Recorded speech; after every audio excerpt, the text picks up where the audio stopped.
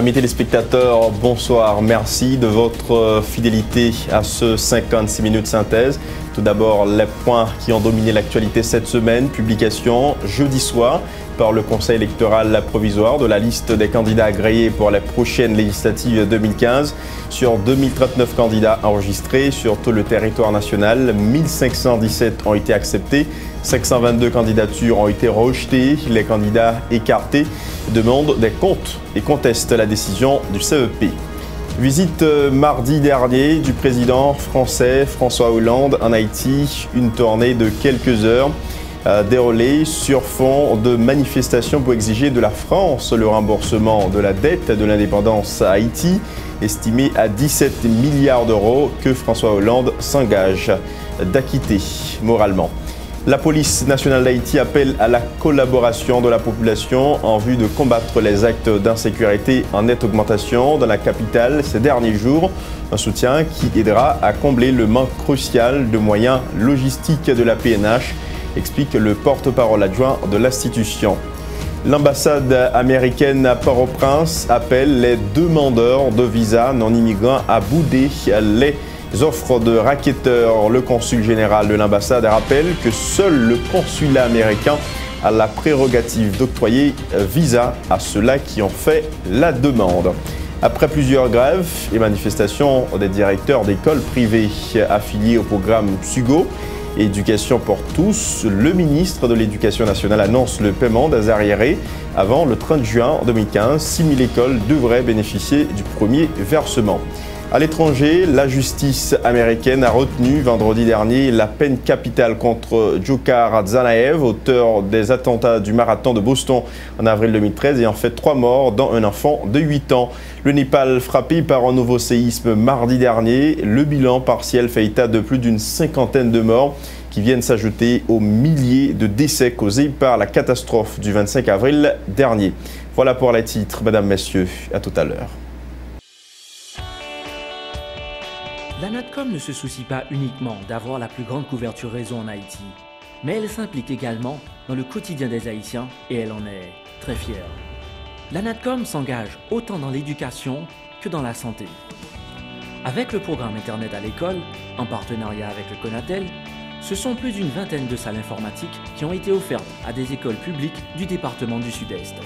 La NATCOM a comblé un vide dans les 10 départements avec des programmes mensuels en offrant des séances de consultation et des médicaments gratuitement. La NATCOM, c'est encore plus d'engagement. C'est un dévouement à la classe ouvrière grâce à son programme Corée Ouvrier. Ce sont des milliers d'ouvriers qui sont connectés à leurs proches grâce à NATCOM. La NATCOM, c'est aussi près de 30 points de vidéoconférence offerts au gouvernement haïtien. NATCOM, une présence qui se confirme de plus en plus. NATCOM, Yon Haïti, Yon Réseau.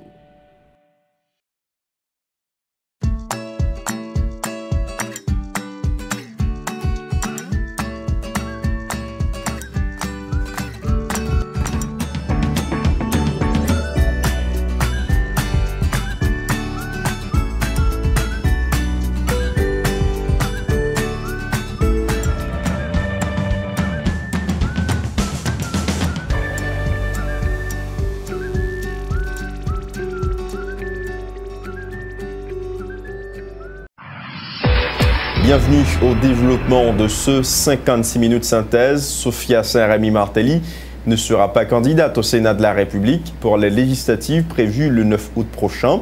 Ainsi, en a décidé le Bureau du contentieux électoral national. Les défenseurs de la Première Dame n'ont pas su soumettre des pièces convaincantes au tribunal pour prouver que Mme Saint-Rémy Martelly a, comme elle l'a affirmé, renoncé à cette nationalité américaine. Les avocats de Sophia Saint-Rémy Martelly n'ont pas présenté de certificat de décharge pour leur cliente. Concernant sa gestion depuis 2012 à la tête de la Commission nationale contre la faim et la malnutrition, c'est en gros ce que révèle le rapport du jugement du BCEN sur ce cas de contestation très suivi par la presse. Notons que cette décision du BCEN vient à révoquer celle du Bureau du contentieux électoral départemental prise le 30 avril dernier, qui avait validé la candidature de la Première Dame. C'est le parti politique Formula Valas qui avait contesté la candidature de Sophia Saint-Rémy Martelly au Sénat pour le département de l'Ouest pour cause de nationalité étrangère. Le Premier ministre haïtien, Evans Paul, réagit au rejet de la candidature de la première dame Sophia Saint-Rémy Martelly par le Bureau du contentieux électoral national. Madame Martelly, rappelons-le, a vu sa candidature au Sénat pour le département de l'Ouest contestée pour absence de décharge et nationalité américaine. La décision du tribunal électoral ne serait-elle pas un cas d'apatridie? s'est interrogé le chef du gouvernement haïtien et qui a comparé le verdict des juges du BCEN relative à Sophia Martelly à l'arrêt 168-13 de la Cour constitutionnelle dominicaine, rendant apatrides des centaines de Dominicains d'ascendance haïtienne. Il dit toutefois souhaiter que toutes les décisions du CEP aient été guidées par la loi. Le Premier ministre Evans Paul au micro de Michel Alexis et Rwandi Henry. Et en ce qui a trait à la première dame, ils sont citoyennes, ils sont candidats tant que tous les autres candidats, ils ont droit tout que l'État haïtien supposé sauvegarder et tenu compte de eux. Sauf, ça qui passe là, il faut nous considérer sous plusieurs plans. On faut-il détacher de plan électoral. On mette le sous plan ça qui a privé compatriotes nous en République dominicaine. Voilà que gagnons un pays qui est en train de créer des apatrides. Est-ce que nous-mêmes, tout dans la décision ça concerne Madame Martelly, nous pas créons un cas d'apatridie. Ça me l'apatride, un monde qui renonce à la nationalité américaine et haïtien pas reconnaître la nationalité haïtienne non plus. C'est un problème très sérieux. C'est mon problème pour nous prendre en fonction de la première dame, il faut nous prendre en fonction de en pile monde nous gagne, en pile côté sous la terre et qui fait face à ce problème ça. Je suis citoyen qui paye. Je dis c'est la seule question. Participer ou pas participer aux élections sont questions secondaires. Parce que tout le monde qui parle de nos compétitions, il faut conformer à toute formalité demandée pour aller dans la compétition. Mais il y a des décisions qu'on doit prendre qui allaient au-delà même de principes qui régissent la compétition, qui ont l'autre impact, qui ont mené l'autre conséquence nous va souhaiter pour le pays. Après les candidats au sénatorial, municipal et local, ce sont les candidats au poste de président de la République qui se font inscrire. Le bureau électoral départemental de l'Ouest a commencé à recevoir depuis le jeudi 14 mai le dossier de candidature de deux prétendants à la magistrature suprême d'Haïti, le sénateur de l'Ouest Iverson Benoît, inscrit sous la bannière de la plateforme Conviction, et Jean-Claude Reynold Bazin du mouvement chrétien pour une nouvelle Haïti Mokrena. Le sénateur candidat a affirmé qu'il travaillera à améliorer les conditions de vie de la population au cas où il remporterait la présidentielle de 2015. Steven Benoît s'est dit confiant dans sa capacité à diriger Haïti. Suivez ses déclarations au micro de Johnny Saint-Ilus et Yvan Seyit. 15 pour 2015, c'est parti qui gagne garçon à femme de conviction. Nous connaissons ça nous voulons, nous connaissons ça dans tête nous connaissons côté nous pour aller. Priorité nous, un document là qui c'est un pré-document et nous allons un document que nous allons distribuer nous dans les jours à venir. Pour l'instant, il y a un mot d'ordre. Priorité numéro 1, nous-mêmes, c'est travail, travail, travail. Peuple haïtien, c'est une peuple dans tête pam qui pique un travail, qui pique un travail, qui pas demandé. Une grande balle a demandé depuis 20 ans, 30 ans, c'est job, job, job. Deuxième priorité nous, c'est assurer nous que nous bang bang qui gagne entre parlementaires, président, premier ministre à parlementaire, bagay ça nous-mêmes nous dit, nous allons gérer depuis en l'air pour nous gagner 5 ans de stabilité politique, pour nous mettre nous au travail, pour peuple là jouer travail. Je dis pas de comparer, je dis faut me prendre une expérience. Il a fallu conseil de cours pour nous prendre le Sénat. Je dis à 50 ans, je fais 50 ans. La semaine dernière, à 50 ans, je paré, je fais expérience l'État déjà, je m'entraîne dans le ministère déjà, je fais secteur privé déjà, je suis employé secteur privé, je suis propriétaire business secteur privé, je suis député, je suis sénateur. Je dis à 50 ans, je crois que l'heure arrivée, je suis tout le monde d'accord que j'ai assez d'expérience, j'ai assez d'offres et maturité à là et en tout clair. Pendant 8 ans, je fais dans le Parlement, j'aime les gens qui disent s'ils viennent de faire raquette, s'ils viennent de faire deal. Je dis à nous parlons de président. Si pas nous faire deal, nous parlons de président qui est toujours honnête avec nous et un président qui est toujours québé molle. Donc, moi, je dis, c'est stabilité politique, création, job. De son côté, le candidat à la présidence du mouvement chrétien pour une nouvelle Haïti, Mokrena, entend œuvrer en faveur de la population s'il accéderait à la magistrature suprême du pays. Jean-Claude Reynolds-Bazin promet de changer le système politique à tous les niveaux et de bien gérer les affaires de l'État. Écoutons Jean-Claude Reynolds-Bazin au micro de Johnny Saint-Ilus et Yvan Seyid. Oui, situation est compliquée dans le sens que l'inscription moins était supposée faite dans 3 minutes, mais il y avait un problème de système. Ça fait que l'il fait aux environs de 3 heures de temps. Je pense que la nature nous a enseigné une leçon de patience. Ça a permis que nous arrivions au pouvoir, le mot Mokrena arrivé au pouvoir pour le penser aux besoins, non seulement de la communauté, mais aussi aux besoins de l'État, de telle manière que ça arrive là dans le système non, et pas arriver encore. Changer Haïti à tous les niveaux. Changer à travers éducation, à travers environnement, sécurité, et la santé, et réduction de chômage, etc. Changer Haïti. Vision Mokrena, voyez, c'est pour Haïti capable d'agir l'autre gens, pour chaque grand haïtien dans le pays, comprendre, pour agir, pour fonctionner dans l'intégrité morale publique, dans la conscience sociale et dans responsabilité citoyenne. Priorité par moi, c'est le peuple haïtien. C'est m'a investi dans FREM, dans SEM, dans un million dans le pays. Ligue alternative pour le progrès et l'émancipation haïtienne, la paix, annonce le dépôt des pièces de son candidat à la présidentielle de 2015 pour le 19 mai prochain. C'est Jude Célestin, candidat malheureux à l'élection présidentielle de 2010 qui représentera la paix au scrutin de 2015. La commission de mobilisation de la campagne de Jude Célestin en a fait l'annonce ce vendredi. Fritz Gérald Charles est membre de cette commission. Il invite la population haïtienne à placer sa confiance en la paix, qu'affirme-t-il, se propose de changer l'image du pays. Les déclarations de Fritz Gérald Charles sont recueillies par Jasmin Denis. Nous avons profité, saluer également le peuple haïtien pour courage et détermination. Côté depuis un bon bout de temps, ils ont décidé de goumer contre l'injustice, contre l'impunité, contre la corruption qui a prolongé la société haïtienne. Dans ce sens, nous avons profité de demander concours. Tout citoyen conséquent pour accompagner nous dans la bataille pour nous rebâtir Haïti. Qui donc, nous décidons de porter Jude Célestin comme prochain président de la République d'Haïti. Et décision ça, il n'y a pas l'autre objectif. C'est objectif pour changer conditions la vie peuple haïtien.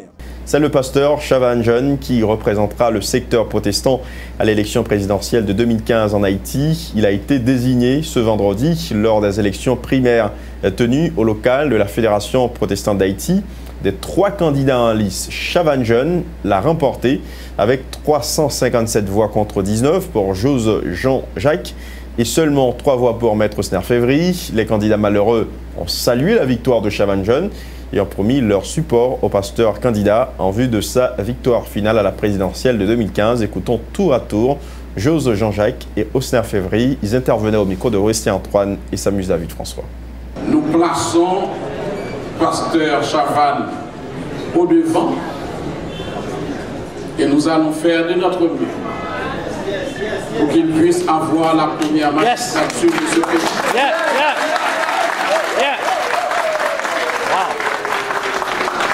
De telle sorte que par la toute-puissance de Dieu, le secteur protestant, pour la première fois, puisse endosser ses responsabilités politiques, économiques et sociales vis-à-vis de ce pays.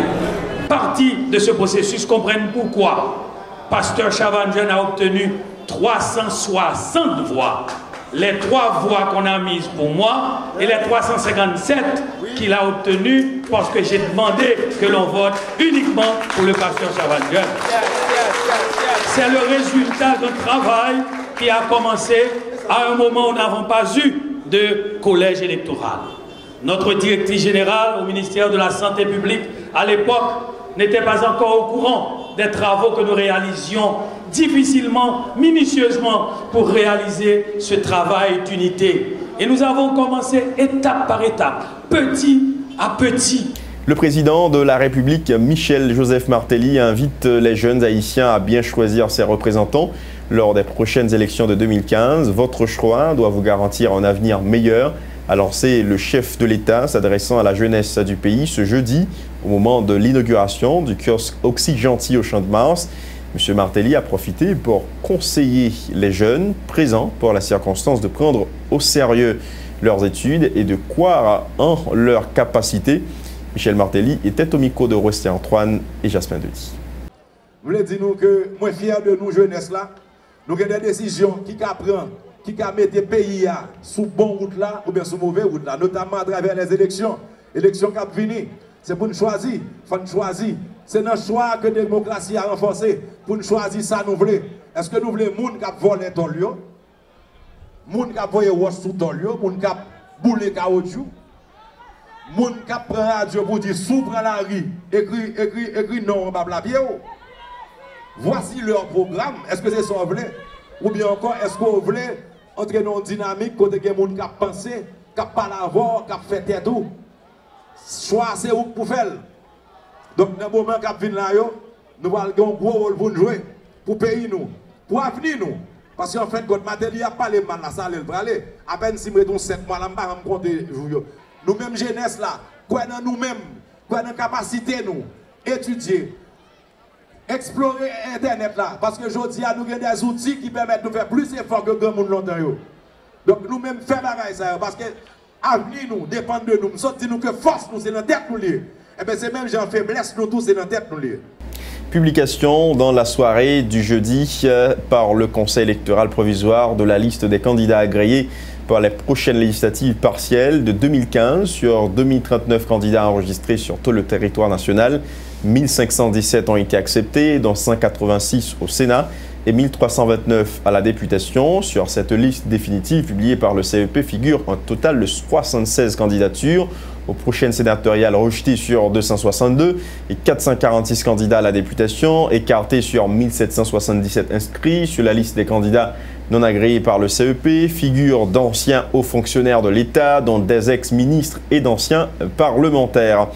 Il faut dire que tôt dans la matinée du vendredi 15 mai 2015, plusieurs candidats évincés de la course aux législatives de 2015 se sont rendus à l'annexe du Conseil électoral provisoire sur la route de Frères en vue d'exiger des explications de l'institution électorale concernant le rejet de leur candidature. Certains se disent outrés de voir leur candidature rejetée en dépit du fait, affirment-ils, que leur dossier était conforme aux exigences du décret électoral.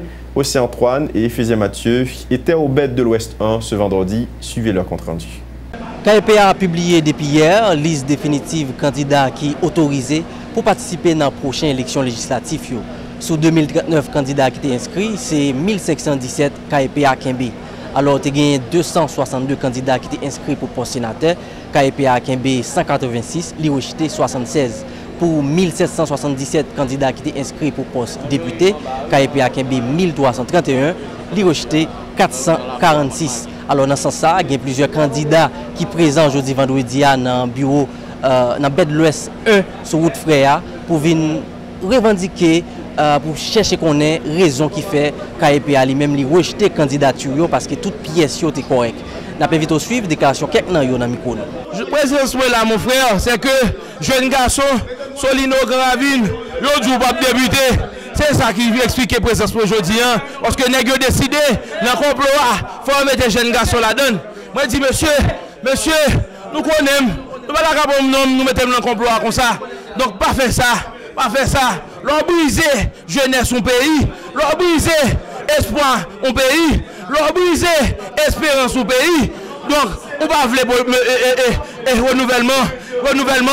renouvellement jeune garçon dans le pays. Député Keskov, sous bannière pont. Tout jeune garçon qui est senti compétent, tout jeune garçon qui est senti qu'il a gagné l'élection face à un candidat qui a gagné une circonscription donnée, il a choisi de mettre le déo.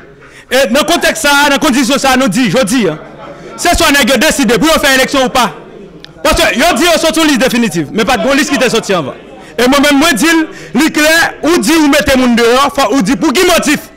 Parce que si je suis un jeune garçon, je ne vais pas voler, je ne vais pas drogue. Je ne vais pas tuer les gens pour le gouvernement, mais je vais droit pour mal l'élection dans le pays. Pièce sous Bayo, il ne pas manquer. Ça veut dire que vous prêt pour l'élection. Si je ne dis pas, mais c'est ça, après, vous faites une liste, vous ne faites pas une prédiction, vous faites une liste, tout mettez dehors, disons ça, et vous parlez là-dedans. Vous n'avez pas de recours. Nous venons pour demander, vous dites recours gracieuse. Si vous voulez, si vous avez le temps, nous venons demander, je ne dis pas, si nous avons un problème, dis-nous que nous avons. Moi, prêt pour me décliner, c'est vrai que nous avons un problème pour me décliner. Laissez-moi pas de problème. Si je ne qui manqué, ou qui y a fraude dans sa vote, il n'y a pas de problème. Mais si je ne il faut qu'on dise pour qui ça et me connaît. Il faut qu'on dise pour qui ça me connaît. Voilà, c'était quelques candidats eux-mêmes qui viennent dans Bed l'Ouest 1 en jeudi pour chercher qu'on ait motif qui fait qu'AEP a rejeté candidature et ouais qui j'en a réintégré dans course là. Alors il faut que nous soulignions c'est sauf présence des candidats à la députation nous remarqué là nous à monde que nous parlons nous pas remarqué présence candidats au Sénat qui ont rejeté candidature. Alors je dis en tout, il y a un candidat à la présidence qui vient inscrit dans Bed l'Ouest 1. C'est le cas de M. Joseph Harry Breteau qui posait candidat à la présidence en Babanière Copa qui s'est combite pour Haïti. M. Joseph Breteau, tu as réagi dans le micro. Nous sommes créés mes pays en pile. Et je voulais dire, on a regardé, nous rendons compte que le pays a un état déplorable. Moi ici pour tête, moi ici pour famille, quand je viens travailler pour le pays, je viens réussir pour frère Maxime. Je veux que je porte-voix défavorisé. Je suis gens qui parle défendre, gens qui laissent pour compte. Quoi Jean-Jacques Dessalines te dit, et nos frères et nos sœurs, dont les pères sont en Afrique, qui savent joindre eux-mêmes. Je pense que nos sociétés, chaque monde, nous porteurs d'un héritage et nous avons une mission pour nous faire. Nous avons mission par nous, c'est de changer le pays. Autre point, le président français François Hollande à la tête d'une délégation composée entre autres de ministres et de secrétaires d'État ainsi que des membres du secteur privé des affaires de la France est arrivé mardi dernier en Haïti dans le cadre d'une visite officielle de quelques heures visant à renforcer les liens d'amitié entre les deux pays. Le chef de l'État français a été accueilli sur le tarmac de l'aéroport international Toussaint Louverture par son homologue haïtien Michel-Joseph Martelly. La délégation française a été conduite au Champ de Mars pour une cérémonie officielle. Ludmilla Marc et Yvan Seïd étaient sur place. Ils vous présentent un reportage.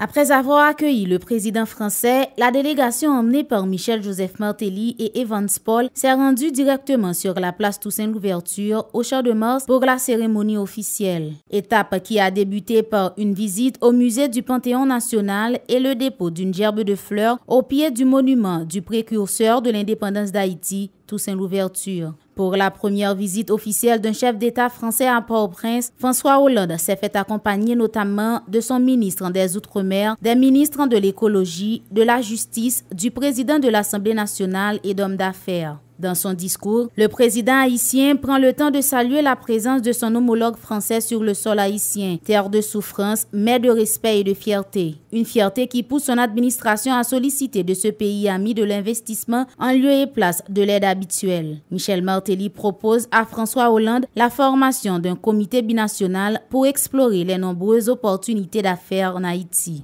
Ce que Haïti veut proposer aujourd'hui à la France, c'est de cesser des relations basées sur le concept classique d'assistance d'un pays riche à un pays étranger pauvre pour concevoir un programme d'échange et d'investissement conçu et mis en œuvre dans l'intérêt bien compris des deux pays. De son côté, le président socialiste français souligne que sa courte visite répond à une promesse faite au président haïtien lors de sa visite à Paris en novembre dernier. François Hollande, qui place son séjour dans un contexte historique, s'est engagé à soutenir la modernisation du système éducatif haïtien en guise de réponse aux différentes demandes formulées par M. Martelly. Il est nécessaire de mettre l'histoire liant Haïti et la France au service de l'avenir des deux peuples, soutient François Hollande. Parce que nous voulons que tous les jeunes haïtiens puissent être formés, scolarisés, accompagnés, suivis, parce que c'est leur droit le plus élémentaire et parce que c'est notre devoir. Rappelons que la visite du président français en Haïti s'inscrit dans le cadre d'une tournée de 5 jours dans la Caraïbe. Haïti est la dernière escale de ce voyage après la Martinique, la Guadeloupe et Cuba. Il faut dire que parallèlement au déroulement de la cérémonie officielle sur le Champ de Mars, des dizaines de manifestants se sont massés aux abords de la place sur laquelle a lieu la dite cérémonie pour exiger du président français la restitution de la dette de l'indépendance d'Haïti, estimée à près de 17 milliards d'euros. Une manifestation violemment réprimée par les forces de l'ordre, ce qui a occasionné une situation de panique dans l'aire du Champ de Mars ce 12 mai. À l'occasion de la visite du président français François Hollande en Haïti, compte rendu Michi Alexis, Éphésia Mathieu et Samus David François. L'accueil du président français en Haïti ce lundi n'a pas été totalement chaleureux. Au Champ de Mars, les dispositifs de sécurité mis en place par les forces de l'ordre n'ont pas empêché aux étudiants de la faculté d'ethnologie de l'Université d'État d'Haïti d'organiser un mouvement pour contester la visite de François Hollande. Une situation qui a obligé la police à faire usage de canons à eau et de gaz lacrymogène.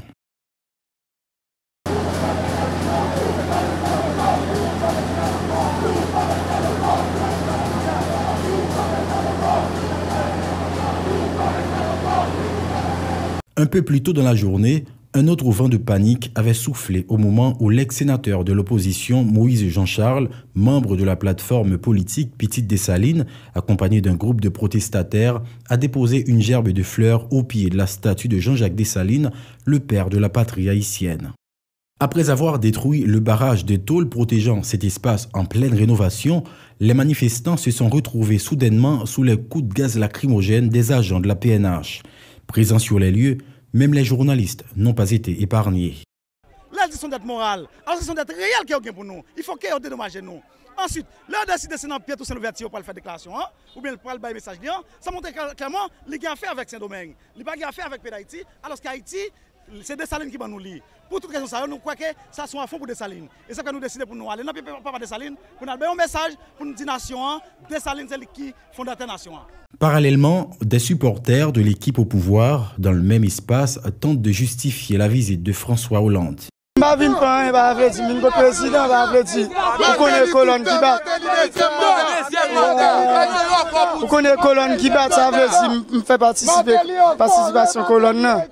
Une forte présence policière était visible autour du périmètre délimité au Champ de Mars pour la cérémonie d'hommage organisée à l'occasion de cette visite.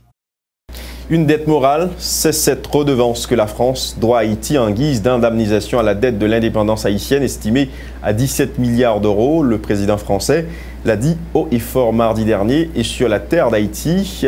2 passages dans le pays pour une visite officielle de quelques heures.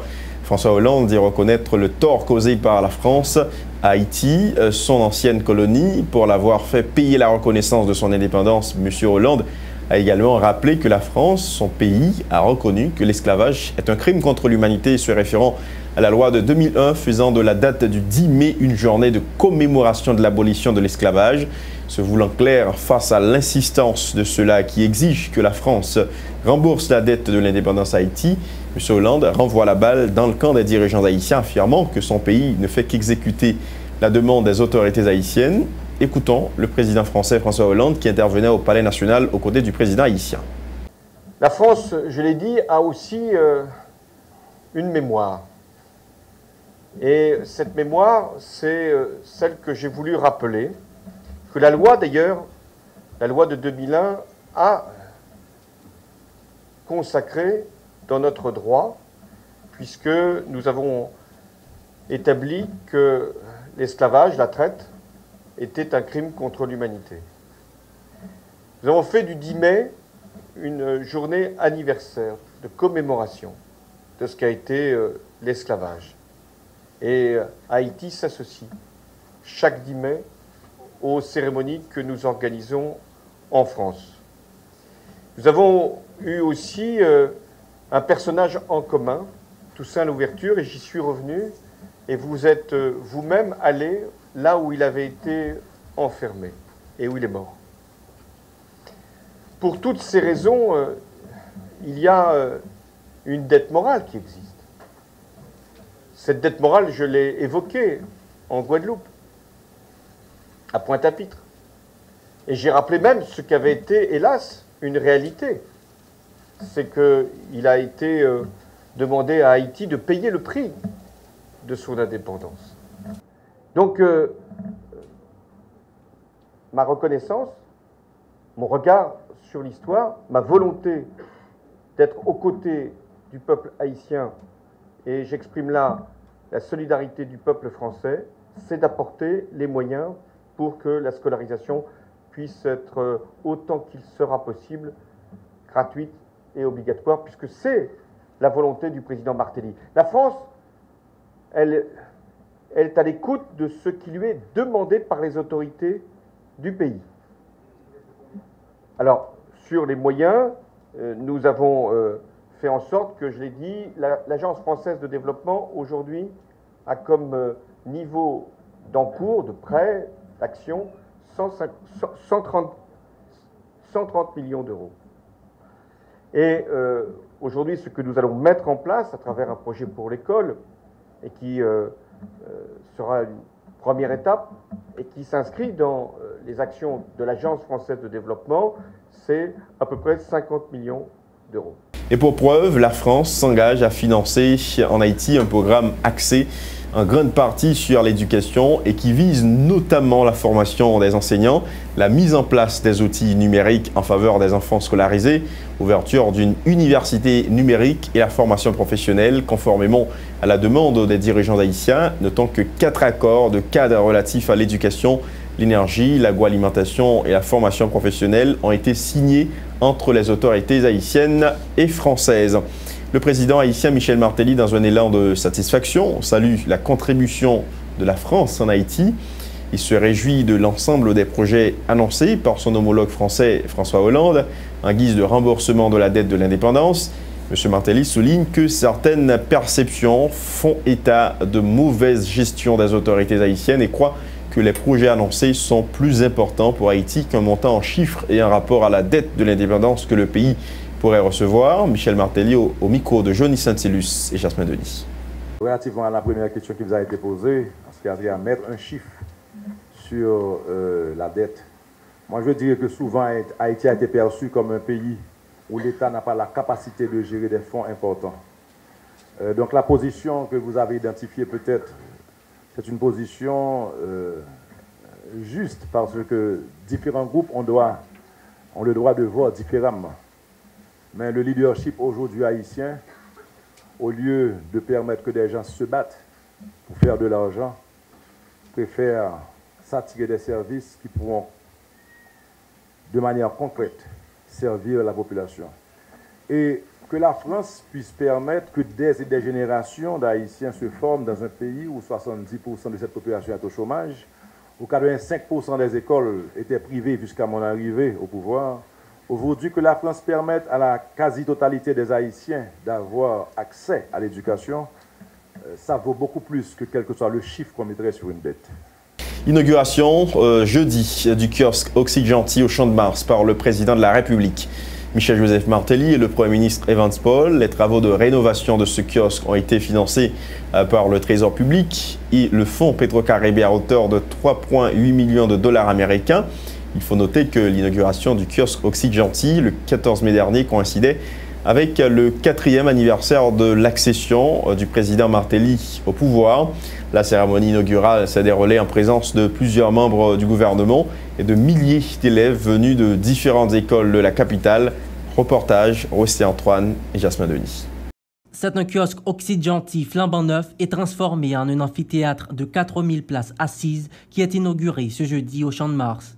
Cette place qui, il y a 5 ans, servait de camp de fortune aux victimes du séisme du 12 janvier 2010, redevient aujourd'hui un espace pour spectacles et artistes. Réalisation qui vient constituer une réponse solide du président Martelly à des détracteurs politiques qui doutaient de l'avancement des chantiers protégés de tôle rouge. Je focus sur ça m'a fait. Pendant à parler de tôle la mal, mais ça gagne des tôles là. Pendant à parler de tôle la mal, le 21 a inauguré Triomphe. Pendant à parler de tôle la mal, l'autre semaine, ou bien non, vous encore a inauguré place de Jacques Dessalines derrière là. Nous retirons tôle là avant hier sous Mubana. Et nous continuons parce que nous avons une logique développée Haïti. Dans un pays où les talents ne manquent pas, le kiosque Occidenty, fraîchement rénové, offrira aux jeunes un espace pour mettre en évidence leurs talents. Il permettra également de valoriser notre culture, souhaite la ministre de la Culture. Mes amis, jeudi, c'est un grand jour pour politique culturelle pays d'Haïti. Nous n'avons encore qu'un coup de chapeau, c'est une page politique qui tourne dans le pays d'Haïti au niveau culturel. Nous connaissons très bien que un peuple qui n'a pas de culture, c'est encore un pied bois qui n'a pas de racines. À côté de sa grande importance pour le secteur culturel, le kiosque Occidenty présente un double aspect historique, rappelle le Premier ministre Evans Paul. Deuxième affaire historique, c'est moun qui baptisé moun kiosque là porter non là. Occidenty. Occidenty, c'est un plus gros musicien haïtien. Et Occidenty, immortel. C'est lui-même qui créait le plus gros match musical pays a gagné. Yon là d'ailleurs 1804. La réhabilitation du kiosque Occidenty fait partie d'un grand projet d'aménagement du Champ de Mars actuellement en chantier, explique le directeur exécutif de l'UCLBP. Travail rénovation et agrandissement kiosque Occidenty que nous est là, avec réhabilitation pour plusieurs places publiques dans le Champ de Mars. Rentrer dans un gros projet aménagement ville Port-au-Prince que nous connaissons le gouvernement gagné. Le projet ça veut montrer vision gouvernement gagné pour la population capable de retourner, venir jouir espace public et puis profiter, utiliser nouveaux équipements publics que nous mettons à disposition. Ce sont l'orchestre juvénile de l'Institut national de musique d'Haïti, Chaba de la formation musicale à tendance compas Djakout No. 1 et le président Martelly qui ont été les premiers à performer sur la nouvelle scène du kiosque Occidenty. Son joujou consenté par l'autre bon moment. Maman, papa me dit, je prends 100 000 te dit. Mais tu me l'as parlé, me dit où mettre parler. Les ennemis qui vont parler. Tout ça dans le passé. Cherche un moyen pour Juste le temps d'observer une pause à ce numéro de 56 minutes synthèse. On vous retrouve tout de suite après.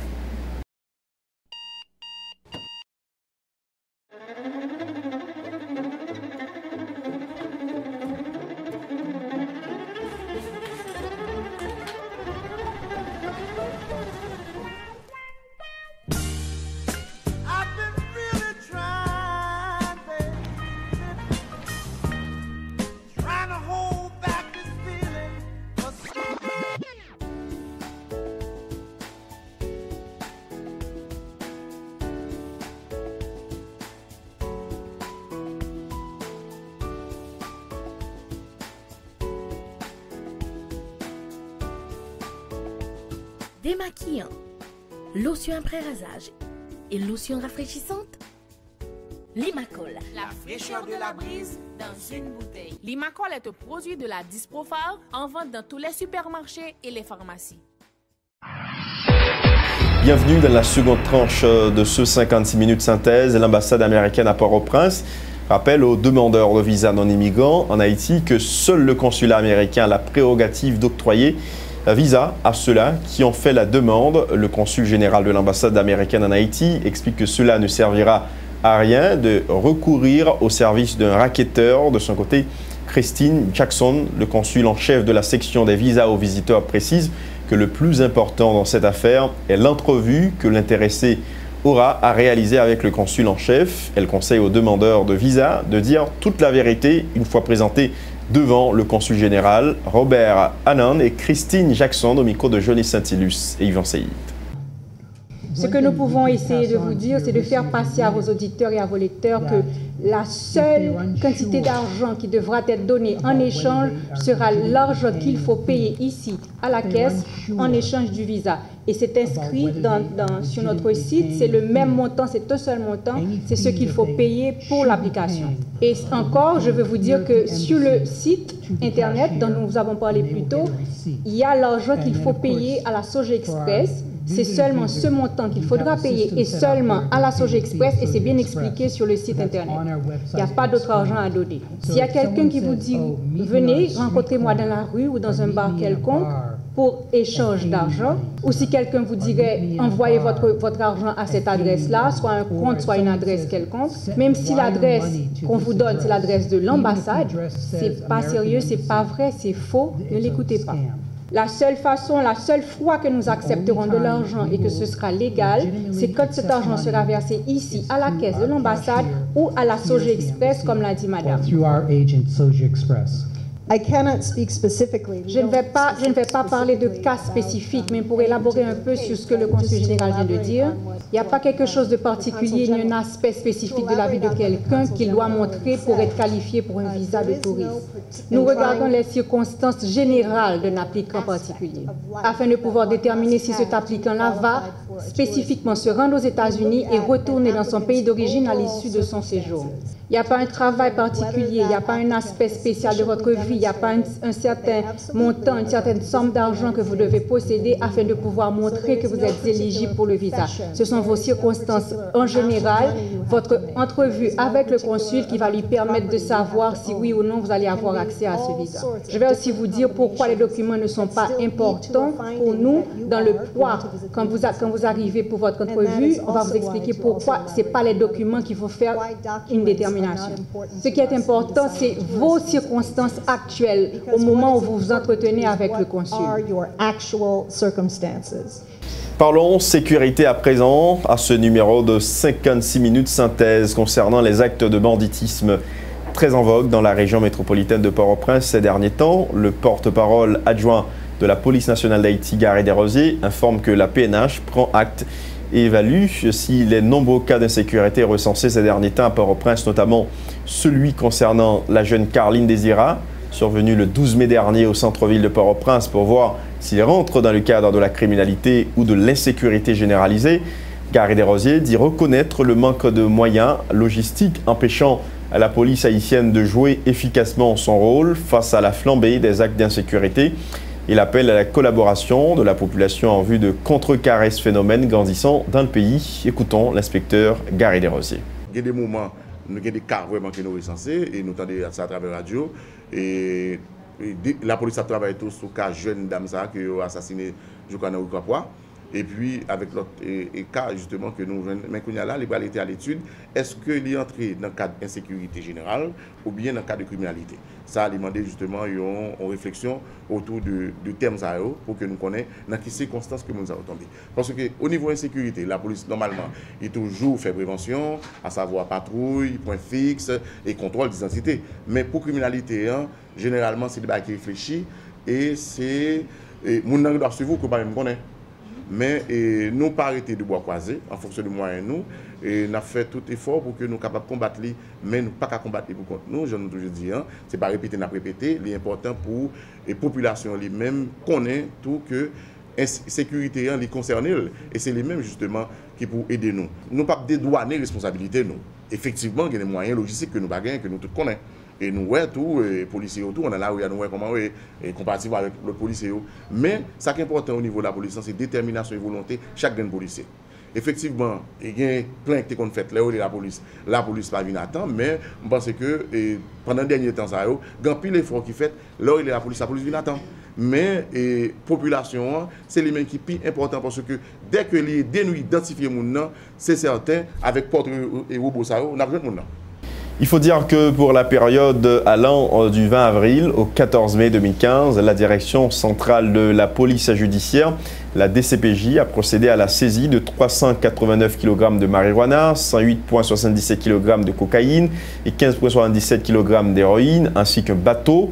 La DCPJ a également confisqué 2 armes à feu et 15 cartouches, selon un bilan communiqué jeudi dernier par le porte-parole adjoint de la police nationale d'Haïti, l'inspecteur Garé Desrosiers, a également fait état de 46 arrestations pour menaces de mort, viol, agression physique, vol à main armée, faux et usage de faux en écriture, trafic illicite de stupéfiants, enlèvement, séquestration et kidnapping effectués par la DCPJ pour la même période. Il y a 46 personnes qui sont arrêtées, il y a 2 armes qui sont saisies, il y a 15 cartouches qui sont saisies, il y a 389 kg de marijuana qui sont saisis. Et l'important pour nous dire que saisie, ça a fait au CAI, Wanamet, Cap-Haïtien, Port-au-Prince. Il y a 108 kg 77 cocaïne qui saisit, il y a 15 kg 70 héroïne qui saisit, il y a un bateau qui saisit.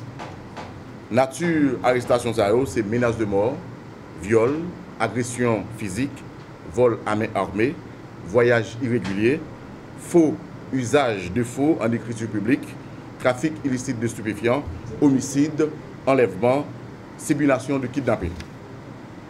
Il y a un ensemble de dossiers que le DCPJ a travaillé sur eux et il y a un pile qui est en cours et dossier qui est relatif à homicide. Il y a Joseph Félix qui continue que les boss Fafan. Il a arrêté lui pour implication dans l'assassinat qui était fait sous Joniquette Isaac et Miradieu Mercius le 3 juillet 2014 à Tabar 27. Il y a Jimmy Louis qui continue que les petits blancs qui est arrêté par la DCPJ pour implication présumée dans l'assassinat qui était fait sous Métellus Sirom et tentative assassinat qui était fait tout et sous Jean-Baptiste Jean-Louis et Maxime Dutel, ça a été fait le 15 avril 2015 à Delma 31. Il y a Éric Jean-Baptiste qui a arrêté tout pour implication présumée dans l'assassinat qui était fait sous Ismaël Jean-Baptiste le 23 janvier à Delma 31.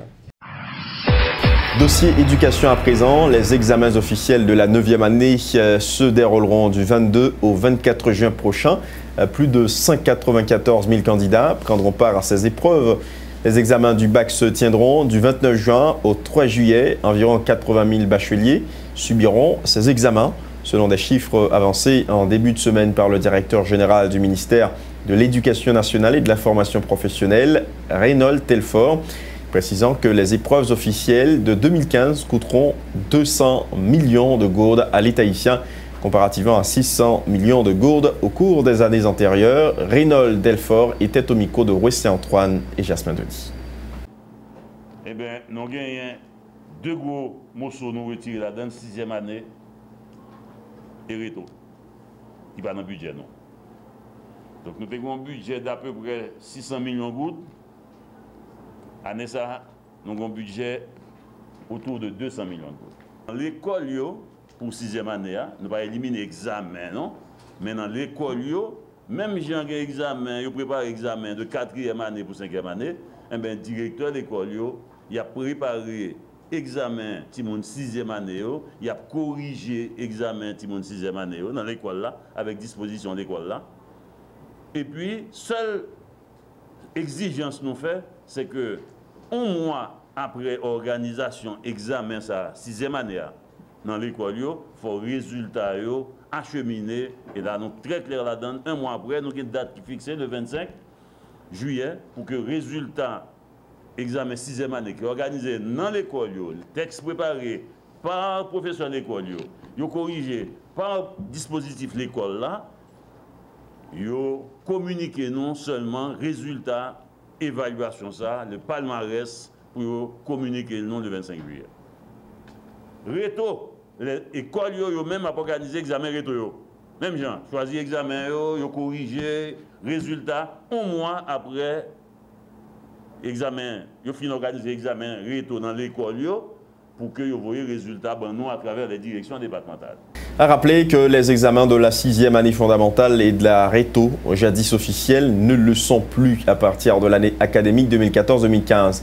Le ministère de l'Éducation nationale avait décidé l'année dernière de les éliminer à raison du fort taux d'échec recensé lors des épreuves d'État. Désormais, ce sont les responsables des établissements scolaires qui évalueront les élèves de cette classe et ils doivent s'inspirer des modèles d'examen que proposera le ministère de l'Éducation nationale et la formation professionnelle.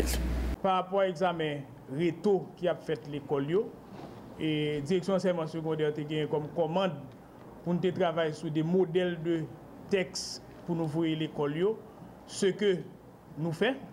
Et modèles de texte, c'est des modèles de texte que enseignants qui, dans toute l'école secondaire qui a une classe réto, a inspiré de ces modèles pour être capable d'élaborer propre et texte pour bailler dans la classe réto. Donc, ce n'est pas le ministère de l'Éducation nationale qui pourra bailler examen réto dans l'école.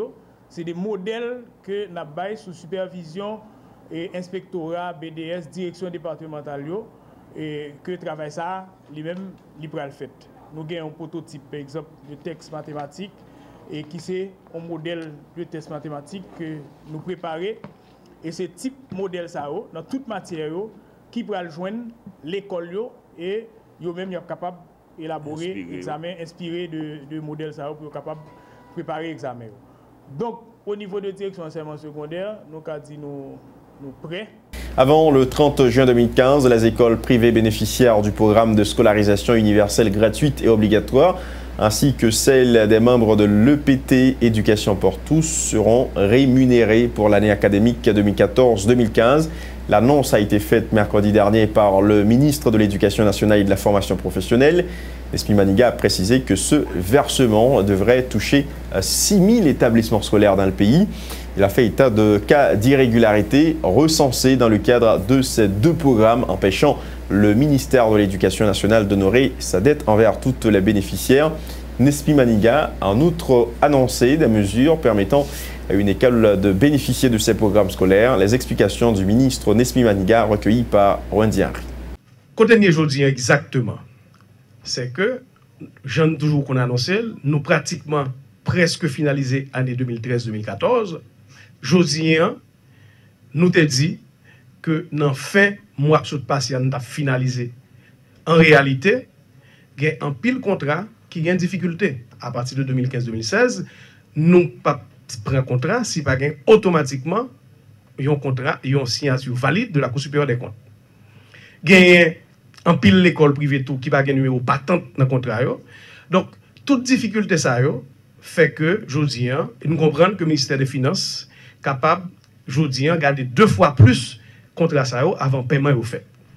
Donc, année 2013-2014, c'est vrai, nous pratiquement à boucler, mais gagner plusieurs contrats qui posaient des problèmes et nous encourager, ça demande ça déjà, direction départementale, fait plus vite si il y a des difficultés posées dans l'Ouest en particulier, dans pile contrat qui signature, il y a une signature, dans pile contrat, nous personnellement, nous refuter type de signature que nous avons, et pas correspondre à signature moun qui doit signer, parce qu'on ne pas écrire non moun si ce n'est pas lui-même qui signe. Donc, toute irrégularité, ça a une difficulté pour que nous passions à paiement concrètement. 2014-2015, engagement que le gouvernement prend, c'est accélérer le processus. Et ça, nous vient annoncer là, c'est que pratiquement, nous voulons, avant 30 juin, 2 premières tranches, pendant que toute direction départementale a fait contrat remonter là, pour que, avant 30 juin, les 2 premières tranches de l'année 2014-2015, que nous bouclions. Coup d'œil à l'étranger à présent. Aux États-Unis, les 12 jurés ont retenu la peine capitale contre Dzhokhar Tsarnaev, auteur avec son frère des attentats du marathon de Boston en avril 2013, ayant fait 3 morts dont un enfant de 8 ans. Le verdict a été prononcé vendredi après plus de 10 heures de délibération. Reportage Euronews. La peine de mort, c'est la sentence qui vient d'être prononcée contre Dzhokhar Tsarnaev, auteur avec son frère des attentats du marathon de Boston en avril 2013. Après 14 heures de délibération, les jurés qui devaient décider entre la réclusion à perpétuité et la peine capitale sont parvenus à un verdict ce vendredi. L'explosion de 2 bombes alors que s'achevait la course avait causé la mort de 3 personnes, dont un enfant de 8 ans. Son frère, Tamerlan Tsarnaev, avait été tué dans une fusillade avec la police dans la ville de Watertown, non loin de Boston, 4 jours après l'attentat. Un nouveau tremblement de terre, cette fois de magnitude 7.3, a secoué le Népal mardi, 17 jours après celui meurtrier du 25 avril. Une catastrophe qui a semé la panique dans le camp de la population népalaise. Selon un bilan provisoire qui ne cesse d'augmenter, s'élève à 42 morts et plus de 1100 blessés. Les habitants sont obligés de laisser Katmandou par peur de répliques et d'autres passent la nuit dans les rues. Reportage de Rognos.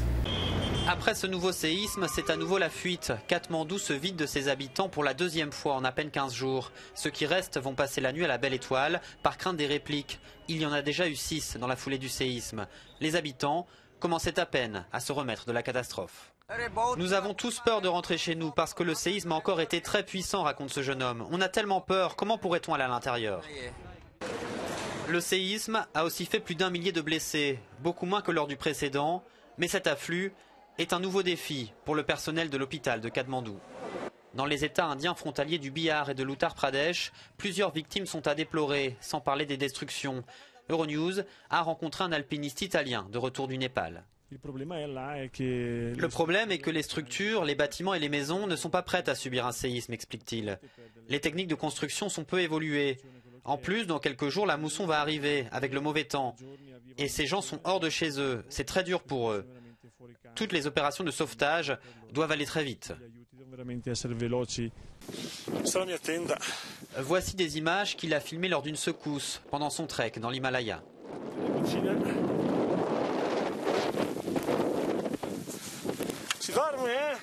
Le rappel des titres avant de refermer ce 56 minutes synthèse, publication jeudi soir par le Conseil électoral provisoire de la liste des candidats agréés pour les prochaines législatives 2015 sur 2039 candidats enregistrés sur tout le territoire national. 1517 ont été acceptés, 522 candidatures ont été rejetées. Les candidats écartés demandent des comptes et contestent la décision du CEP.